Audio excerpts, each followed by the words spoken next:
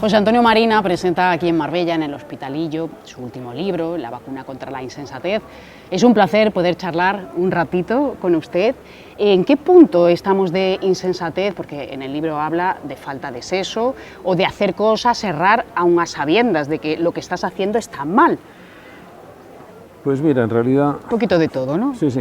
En realidad, la humanidad ha sido siempre bastante insensata, pero creíamos que la insensatez dependía de falta de información y que en el momento que tuviéramos muchísima información iba a disminuir la insensatez. Por eso cuando apareció, por ejemplo, Internet, los que estábamos en aquel momento, y sobre todo los hackers que eran punteros en toda la investigación, tenían la impresión de que el mundo iba a cambiar, que llegábamos a la máxima democratización posible porque el conocimiento iba a estar al alcance de todos. Y luego resultó que no. La información no elimina la insensatez, sino que estamos ahora en unas democracias crédulas pero informadas, lo cual era una contradicción, pero que hemos visto que es posible. Nuestro cerebro no está diseñado para pensamientos muy profundos, muy elaborados, es más para algo más rápido, para la supervivencia. Sí, es decir, el problema que tenemos, lo que he estudiado, que está en el fondo de esos errores que sistemáticamente provocamos y en los que caemos. Por ejemplo, que cuando oímos repetir muchas veces una cosa, pues al principio podemos no creerlo.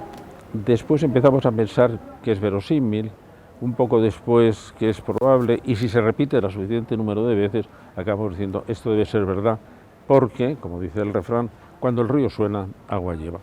Este es una chapuza evolutiva que tenemos, que se debe, y eso es lo que he estudiado, a que nuestro cerebro, que es la sede de la inteligencia, no responde a un diseño hecho perfecto con todas las piezas que encajaran bien, como hubiera hecho en este momento un gran ingeniero del conocimiento, sino que se ha ido formando a lo largo de una evolución de cientos de miles de años, un poco a salto de mata, es decir, según aparecían problemas, según aparecían mutaciones, y entonces el cerebro es eficacísimo, pero tiene una serie de inconvenientes, de desajustes.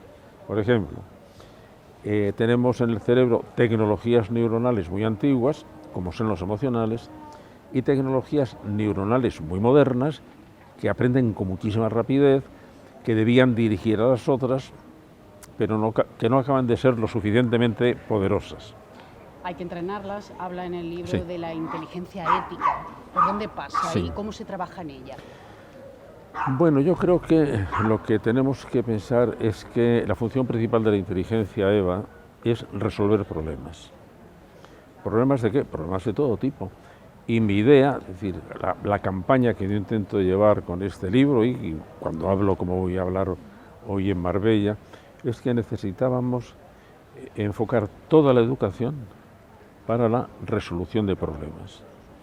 No solo de problemas matemáticos, de problemas científicos, sino de los problemas con que nos enfrentamos a lo largo de la vida, que son problemas emocionales, que son problemas económicos, que son problemas políticos y que son problemas éticos. Y que entonces la verdadera educación estaría precisamente en capacitar a nuestros alumnos y a nuestras alumnas para que tuvieran esa capacidad de enfrentarse a problemas por una razón. Ahora los docentes nos encontramos en una especie de situación rarísima. No sabemos cómo van a ser las cosas dentro de 15 años. No sabemos en qué van a trabajar nuestros alumnos, qué herramientas van a utilizar, qué conceptos van a tener que aprender. Lo único que sabemos del futuro es que van a tener problemas. Entonces, Como todas las generaciones. Claro, pero es que ahora yo creo que somos más conscientes porque antes, en realidad, todas las culturas son conjuntos de soluciones. Como las culturas evolucionaban muy lentamente, bueno, aprendíamos las soluciones que aquella sociedad había propuesto, que algunas sean tremendas, pero sin embargo pasaba igual que en las tecnologías. Hace 50 años, un herrero aprendía el oficio de su padre y eso le servía para toda la vida.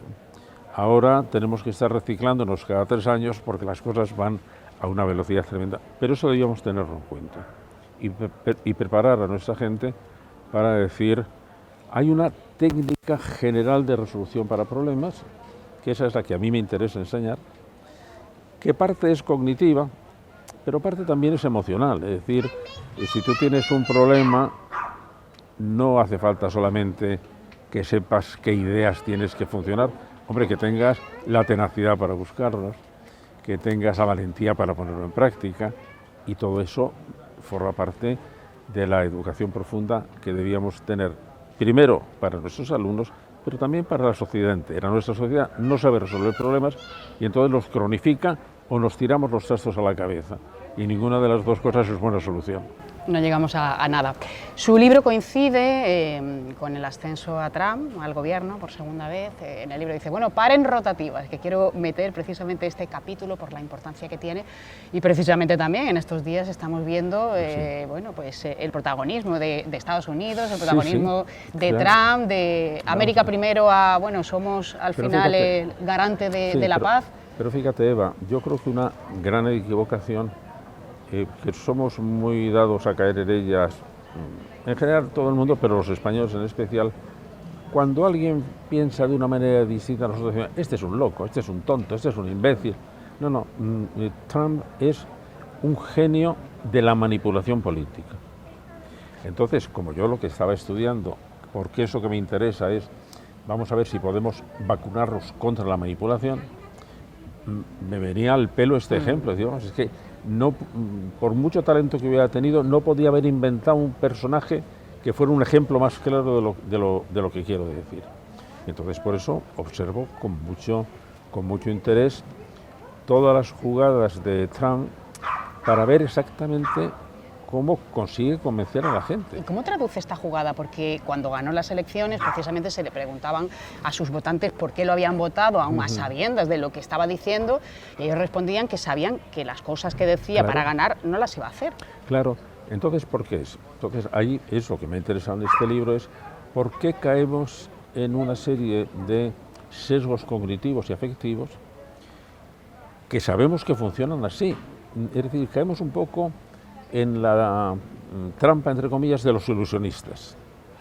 Un ilusionista lleva tu atención a donde él quiere que la pongas. ¿Para qué? Para entonces que le quede espacio para hacer su truco, que es con el que nos va a ilusionar, nos va a engañar.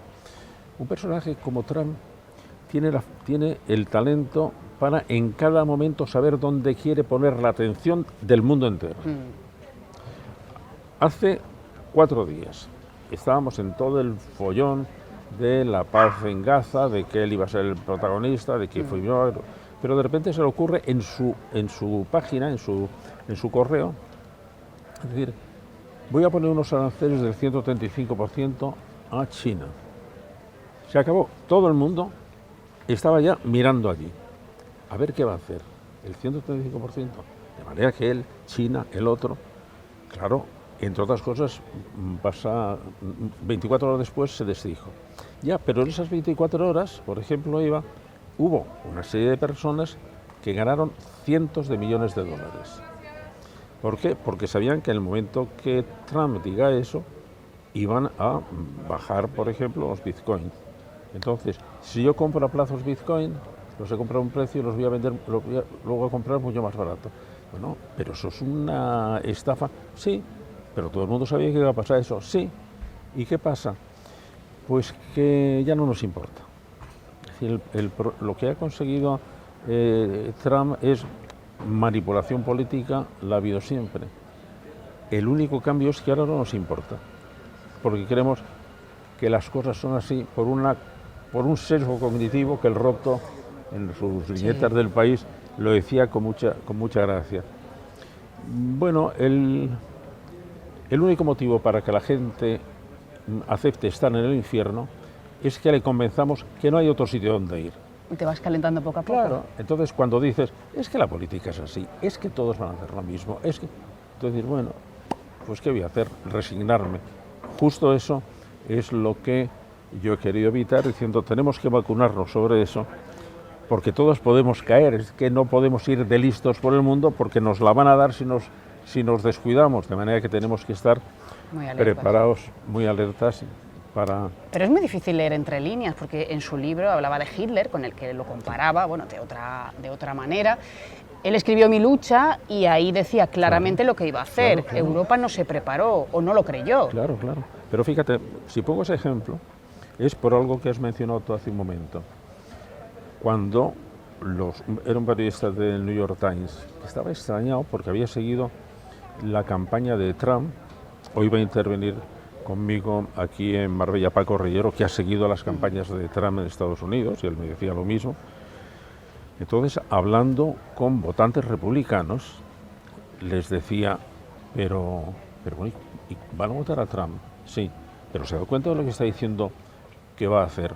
Ya, no, eso lo está diciendo, pero no lo va a cumplir, eso es solo de cara a la galería.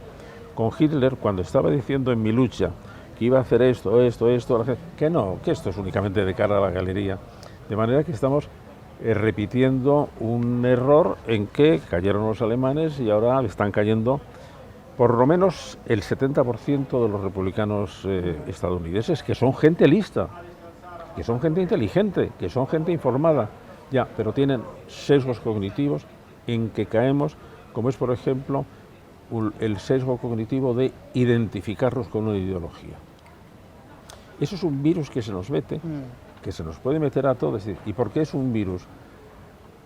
Pues la calificación que yo hago de los virus mentales es que son aquellas ideas que no es solo que sean falsas, sino que además alteran nuestra manera de pensar. Es que van a hacer que nos equivoquemos.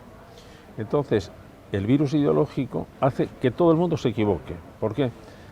Porque las ideologías están blindadas en sus evidencias y no aprenden. Y entonces, una ideología que no aprende, seguro que se va a equivocar. Y por eso mi crítica de las ideologías viene por ahí. Cuidado, que parecen muy claras y acabamos, en primer lugar, Eva, aceptando únicamente las cosas que confirman nuestra ideología, con lo cual no salimos de ahí. Claro. Volviendo al roto, en otra viñeta dice, yo procuro informarme muy bien para mantener mis prejuicios. Pues ya está, pues ya lo hemos hecho. ¿Y por qué las humanidades al final siguen siendo de segunda? Las ciencias siguen teniendo pues el lugar privilegiado, no hay esa convivencia, al final no podemos vivir sin uno y sin lo otro. No hay una tercera vía cuando al final las humanidades son tan imprescindibles. Sí, pero fíjate, Eva, yo creo que ahí cada palo tiene que aguantar su vela y los humanistas no defienden no bien se vende bien el no producto. defienden bien lo que hagan. ¿Por qué? Porque siguen con una idea muy antigua, que es el buen paño en el arca se vende. No, el buen paño se queda en el arca. De manera que hay que explicar por qué razón es importante que nuestros alumnos sepan eso. En este momento, por ejemplo, cuando todo el mundo dice, hombre, tenías que defender que haya más filosofía en la enseñanza secundaria. Vamos a ver qué tipo de filosofía. Así filosofía, ¿por qué? Porque en este momento una parte de la filosofía posmoderna se ha hecho el harakiri, ha empezado a decir que no hay posibilidad de que encontremos verdades universales, que cada verdad depende de su cultura. Bueno, eso está cargándose la filosofía por debajo de la línea de flotación, de manera que vamos a empezar a poner las cosas claras. ¿Qué hace falta la filosofía? Sí, porque la filosofía es un servicio público y los que tenemos la suerte de podernos dedicar a ella, pues yo creo que no tenemos, digamos, derecho a escoger los temas que nos diviertan más o que nos interesen más, sino que debíamos salir a la calle, decir, oiga, ¿a usted qué le preocupa? Porque si es una preocupación profunda, plantea problemas filosóficos inmediatamente. Entonces, ir al despacho, estudiar el tema, y cuando tengas algo claro que decir, bajar a la calle y volvérselo a decir a la gente, no al filósofo de al lado. Porque cuando se lo explicas a un filósofo, ya hay tal cantidad de sobreentendidos, que entonces no te tomas el trabajo de explicar las cosas desde lo más elemental. En cambio, cuando es una persona inteligente, pero que no sabe filosofía, tienes que empezar a desmenuzar todas las cosas, y eso es sanísimo para la filosofía. Con lo cual la filosofía, como suele ser habitual, llega tarde. Sí, bueno, muy bien, Eva, muy bien, pero por si acaso no lo recuerdas, estás citando a Hegel, Sí. que decía, como el búho de Minerva, en la filosofía alza el vuelo al atardecer y siempre llega tarde. Pues no, señor, yo quiero una filosofía madrugadora, oye, que vaya por delante. ¿Por qué? Porque la ciudadanía lo necesita. Mira, ahora tenemos un problema a nivel del Estado, pero especialmente agrio en Madrid. Ha vuelto a plantearse el tema del aborto. Bueno, el tema del aborto es un tema filosófico de primera magnitud. No, de lo que se trata es de si deben hacer los médicos privados, deben hacer los médicos públicos, el derecho de conciencia, si yo los patrocino, si no los patrocino, si los financio. No, sí que es tratar el tema, trátalo bien, trata efectivamente, porque ¿qué estamos diciendo cuando decimos que hay un derecho al aborto? Vamos a producir, porque si no, lo mezclamos todo. Y entonces, si no aclaramos bien las ideas, al final todo el mundo se mete, por citar también a Hegel, en la noche del absoluto, todos los gatos son pardos. De manera que no, vamos a aclarar las cosas, que es la manera de iluminarlas.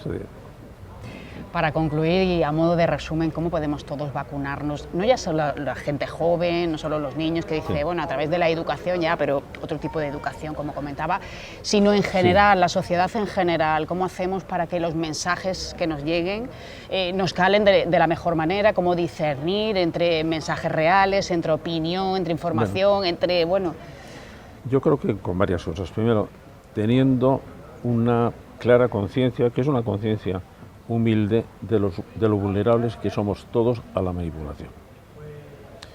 Segundo, como somos muy vulnerables, vamos a ver cómo podemos defendernos de ellas, porque todos estamos rodeados de gente que quiere manipularnos, y unas veces con buenas intenciones y otras con malas intenciones. Pero, por ejemplo, los políticos, ¿qué quieren los políticos? ¿Tener unos votantes críticos o unos votantes emocionales? Pues unos votantes emocionales. Los publicitarios, ¿qué prefieren? ¿Un comprador crítico o un comprador compulsivo? Pues un comprador compulsivo. Los sacerdotes, ¿qué quieren? ¿Unos fieles que necesiten argumentos o unos fieles que crean en la autoridad? Pues unos fieles que crean en la autoridad.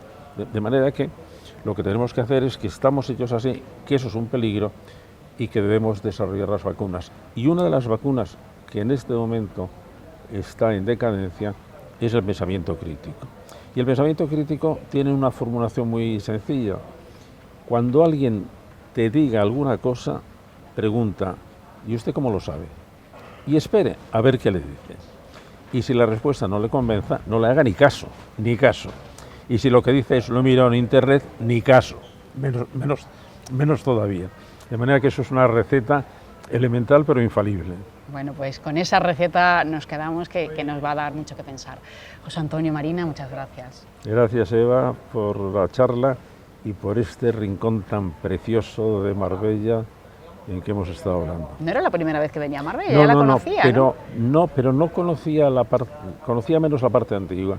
Me ha parecido de una belleza absolutamente, asombrosa, de manera que no me extraña nada convertirme en vecino de la Marbella antigua. Bueno, sería estupendo.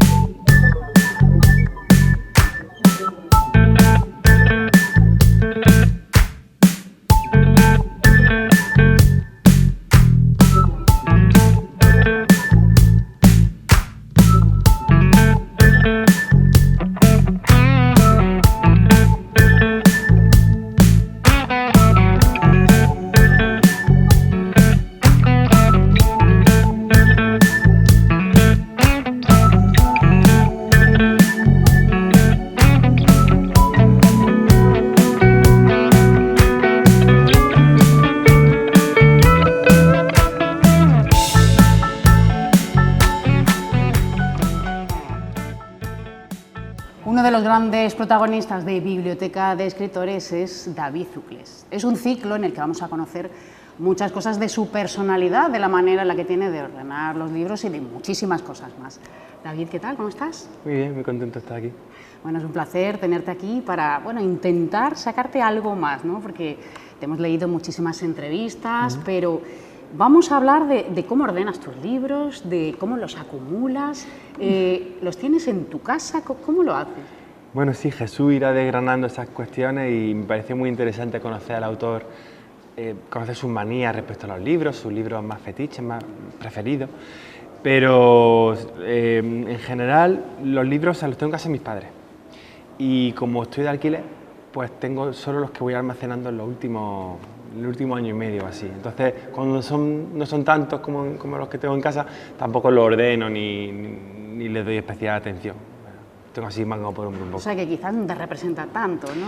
La biblioteca que voy a enseñar hoy en fotos, no, pero sí que va a dar pie a que hablemos de mi libro preferido, el que más me ha influido, la primera lectura de mi vida, es decir, es una excusa para hablar de la literatura, ¿no? Sí, como hilo conductor. Sí. Decías que no eres muy ordenado en este caso, pero ¿tienes dentro de ese desorden algún tipo de estructura, de, no sé, autores, editoriales? No, sí soy muy ordenado, rozando casi la manía. La obsesión, sí. Por eso me metí en esta empresa de querer narrar toda la guerra, ¿no? en un tomo. Soy más organizado de lo que parezco. Pero los libros que tengo en Madrid ahora en mi piso de alquiler no están ordenados porque es que son pocos. Entonces, yo en mi casa tengo 3.000 o así, y ahí en Madrid son una estantería y media, entonces no lo ordeno. Tengo una balda con los que quiero leer. Y el resto son, bueno, pues compromisos o libros que me han regalado, que no tengo especial interés en leerlos ya. Llevas un año de locos, Sí. Supongo que muy difícil de gestionar. ¿Tienes tiempo ahora para leer algo? ¿Aprovechas o no sé, los desplazamientos? No, porque siempre viajo con un libro, pero no lo leo. Hoy me he traído El romancero gitano de Lorca, quería releerlo, mira que es chico. Nada, está con los ojos cerrados descansando, ni siquiera durmiendo, está ahí como descansando en el tren. Pero quiero leer mucho. Es un propósito, sí, ¿no? Porque la lectura para mí es la maestría, es decir, para mi siguiente libro, como el idioma, hay que practicarlo, los idiomas extranjeros. Entonces, cuanto más lees, luego tu prosa sale más fácil y más bonita y necesito, y te inspira mucho. Entonces sí, me tengo que obligar. A veces a la lectura hay que obligarse uno, luego fluye. Sí, hay periodos también. Al principio, sí, pero que dejas de leer y te cuesta un poquito más entrar, ¿no? Ahí estoy ahora, sí, porque como no paro de un lado para otro, el hábito lo tengo un poco abandonado y necesito retomarlo. Volver. Sí. ¿Qué te gusta leer? ¿Los últimos autores que te gustan, que te llaman la atención? Me gusta leer, me gusta que me sorprendan y que me evadan con la literatura. Busco más novela que ensayo normalmente. Entonces, y además me fascina encontrar autores de países que me son más desconocidos. Entonces, a veces digo, venga, voy a meterme, no sé, en Corea del Sur, ¿no? A ver qué autores están leyendo allí o cuáles son los más importantes. Investigo y me cojo ese libro concreto. Me gusta viajar a través de la literatura y me encanta la contemporánea. Ya leí muchas clásicas de adolescente. A veces leo algún clásico, pero prefiero una contemporánea. Por ejemplo, en Argentina, Camila Sosa Villada, Las Malas, que me encantó recientemente. En Polonia, Olga Tokarczuk.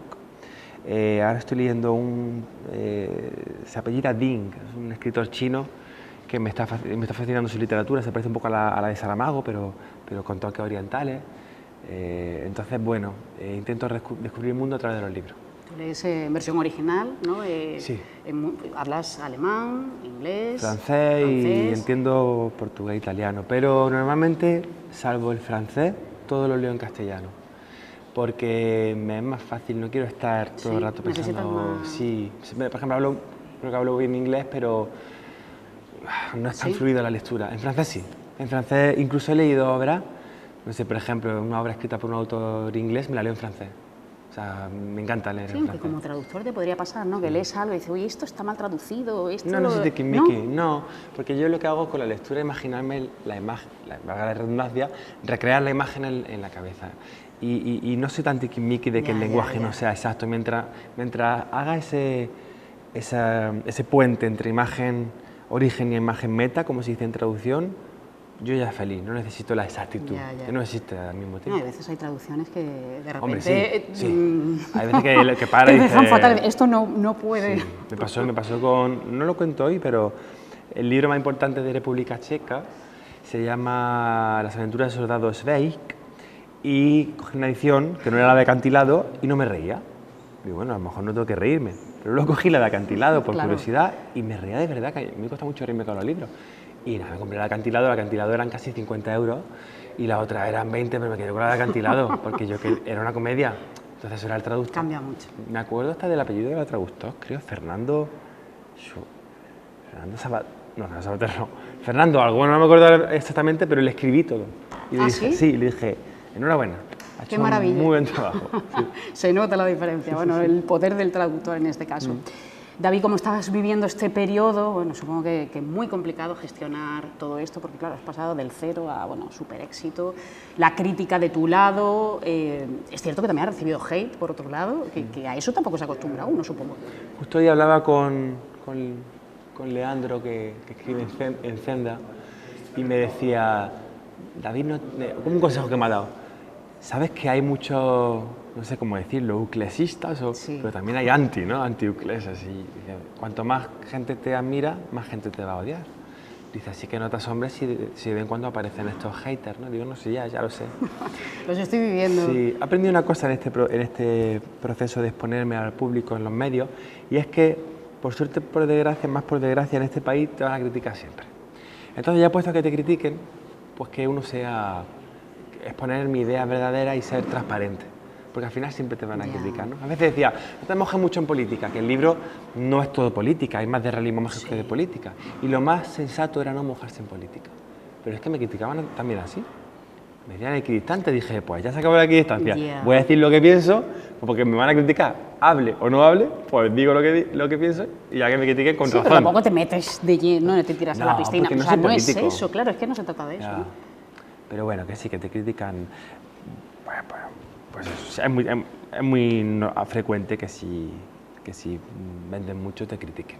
Entre el mundo de historia un poquillo y también fuera. Pero yo no le sigo, Mejor, no les tampoco hay que contesto leer nunca. tanto. Nunca les contesto a esta gente. La diferencia del amor no es el odio, es la indiferencia. Ya. ¿Has necesitado un psicólogo? Sí, pero lo tenía de antes. No, psicólogo no, psiquiatra. Porque psicólogo... Sí, me estoy tomando un antidepresivo para que me quite la ansiedad. No porque esté triste. Que si estuviera triste no pasa nada. No, que podría pasar. Pero no estoy triste, solo que estoy... ¿Cuántos artistas o Claro. cuántas personas han conseguido el éxito y de Sí. repente es como, no entiendo esto, pero me siento fatal? Yo estoy súper feliz siempre. Lo que pasa es que estoy pues, muy deprimido. Entonces, me deprimido en el sentido de hormonas y demás. Y bueno, tengo más ansiedad, duermo peor. Y el psiquiatra me ha mandado antidepresivo para regular eso, ¿no? Y fue una psicóloga, porque me gusta hablar, y me dijo la psicóloga, mira, te lo juro, dice, con todo lo que tienes ahora mismo, no vengas más. No se puede hacer nada más. Dice, no puedo hacer nada. Digo, pues si me dice así de sincera, me voy a psiquiatra y ya está. Bueno, tu libro ha sido traducido a muchos idiomas, muchos países, tu gira, presentaciones, de charlas, bueno, supongo que de cosas que ni te imaginabas, y va a durar todavía un tiempecito, ¿no? Sí, y podría durar... Y se podría extender... no sé cuánto, pero yo creo que podría durar 2, 3, 4 años más, porque es que cada día mi trabajo diario ahora es decir que no a actos muy bien pagados, muy bonitos, que me da pena. Digo, madre mía, si es que podría vivir estos actos y encima son lindos, ¿no? Pero es que no puedo, Sí, no puedo. Entonces, sí, no, esto no me lo esperaba.